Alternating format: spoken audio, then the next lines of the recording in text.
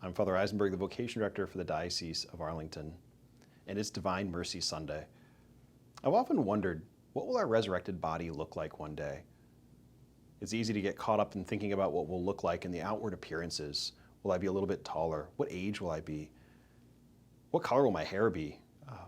All these kind of curiosities of our heart. And yet today we get a glimpse of the resurrected body. And it's confusing. It's confusing to Mary Magdalene when she encounters him at the tomb. It's confusing to Cleopas when he's with him on the road to Emmaus. There's something very familiar and yet something very unique and new about his body. In particular, today we're shown that Jesus' resurrected body has wounds. He has the 4 nail marks in his hands and his feet, and he has the wound in his side, the wound that pierces his heart. Wounds that show his love for us. Our bodies have so many wounds and scars on them. And for us, they're places of suffering, but for Jesus, they're places of life. As we celebrate on Divine Mercy Sunday, his life and his love for us.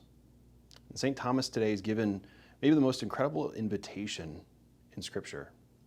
He's given this invitation not just to see the wounds, but to enter into them, to touch the very places of life in Jesus, and particularly to put his hand into his side and touch his heart.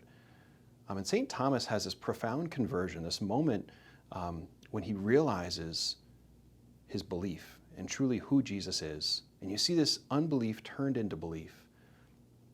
And the same thing Jesus desires in our hearts.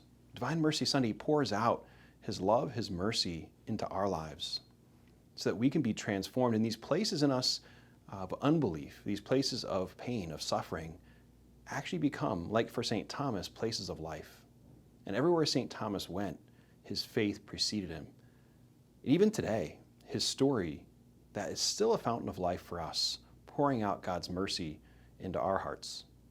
So your challenge this week on Divine Mercy Sunday is to look at your own life and to look at the places that have yet to be transformed, to become fountains of life, and to open your heart to those places that God needs to touch, and to rejoice as well in those places of your heart that have already been transformed.